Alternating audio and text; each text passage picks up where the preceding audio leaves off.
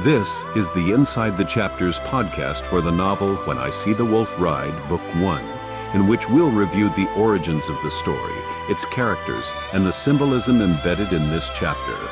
Now, here's your host, Michele Jaco. Hello, and welcome to our Inside the Chapters podcast for the new novel When I See the Wolf Ride, Book 1. I'm here with the book's author, Jeff Neal. Hi, everybody. About every week or so, we're going to release one of these free podcasts along with new chapters for you to read. In the podcast, we'll discuss the story, but more importantly, the spiritual themes and questions raised in the chapter. So this chapter is The River Ride. After getting out of the cave alive, Lee, Art, and Hershey know there are bombs at the Da Nang Air Base that could cripple the U.S. They take the old truck to try and stop it while Lee finds the captain. Then Lee and the captain find the Viet Cong are about to descend on the orphanage with the captain's daughter, Dung, and all the other children there. Jeff, in this chapter, you break from the first-person narrative as you describe what happens with Hershey and Art. You also break with it when Lee is separated from the captain on the river. Yeah, when I am hearing a first-person narrative, I'm hearing the storyteller relating the story as something that happened in his past. With that comes an assumption that he lived through it, and maybe the others with him did as well. If they did, I assume he told them what happened with him, and they told him what happened to them. That allows him to tell us a complete story, narrating to us what happened to the others when he wasn't with them. Chapter 9 starts with a crisis. The children are in imminent danger. Viet Cong are invading. Taking the raft on the river is the fastest way to get to them. Yeah, I wanted to start by showing some contrast in the characters here. Lee is panicking, but the captain never loses his cool. He's been in crises before. So the captain assesses the situation and determines the river is the fastest way to save the children. Lee is getting a real-time lesson in leadership from a man he will come to admire the rest of his life. Hershey and Art have an interesting conversation in the truck. I thought it was a good opportunity for some more exposition about the characters of Art and Hershey. When confronted about why he pushed them out of the cave, even when he had no idea whether or not they would survive, Art shows Hershey his damaged flesh and declares that it is better to fall than burn. You really don't explain that, though. I didn't feel I had to. You can tell from these scars that Art has survived a serious fire sometime in his past. But I had another reason for showing this. In the last podcast, we explored the thematic idea of judgment when the explosions in the cave took out the bad guys. Art is an atheist, although he hasn't just come out and said it yet. But the scars on his arm show he has a deep respect for the danger and the power of fire. Then Hershey claims this: God must have really been looking out for us. Art smiles and tells him to keep believing that, because somehow we know that Art doesn't. My little hidden message here is that anyone who has experienced even a small taste of hell will avoid it at all costs, even someone who has lost their belief in God. This scene ends with us finding out that they believe they have stopped the plan to bomb the airbase. We also find out that Art is a pilot, leaving Hershey and us wondering if there's anything this amazing guy can't do. The captain and Lee have a wild river ride. They are shot at, Lee is wounded, and finally they are separated. The captain makes it to shore, but Lee doesn't. He barely escapes drowning by holding on to a floating log on the river. Ever since they've made it to the cave, the story has been pretty much constant action, a constant fight for survival. There is a huge climax coming, but at this point I wanted to give Lee, as well as the readers, a break. I thought it would be interesting to explore what would go through Lee's mind during this brief time of rest, facing the unknown before the next challenge. I think we've all been there. We've lived through something, a challenge, an experience, and we see another coming. In our minds, we relive what happened to us. We replay it like movie scenes, re-examining the events and our parts in them.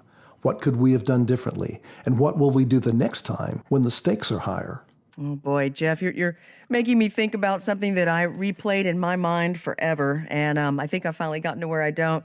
I acted awful in during a family crisis. I said things that just could not take back, and one of the extended family members. She told me, I tried to make amends to her. I tried to ask for her forgiveness. No way at all. And she told me to have a nice life. And she meant it. It's been over Wow. 20 years now.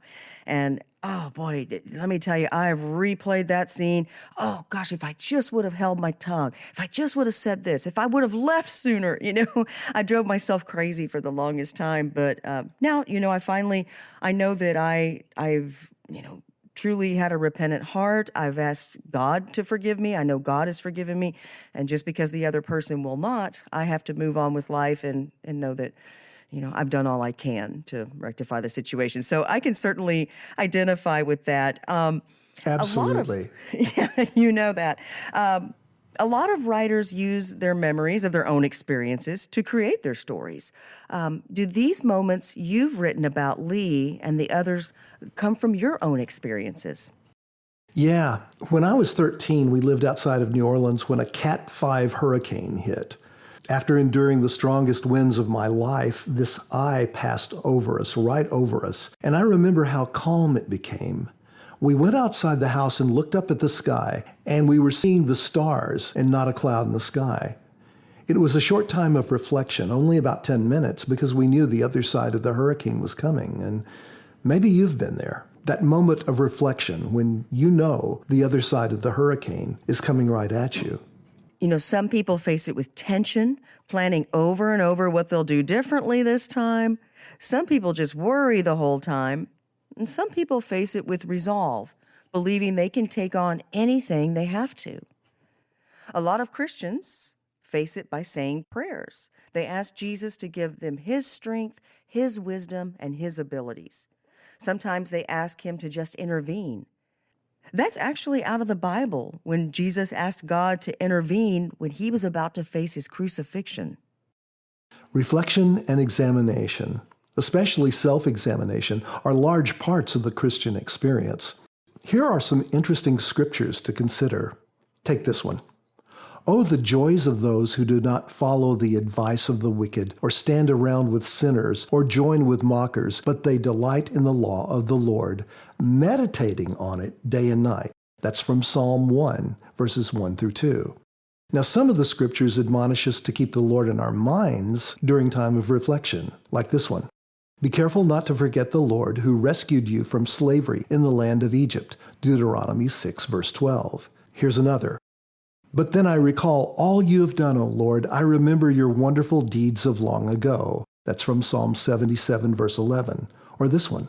I remember the days of old. I ponder all your great works and think about what you have done. That's from Psalm 143, verse 5. And God himself admonishes us to remember him when we reflect, like this one.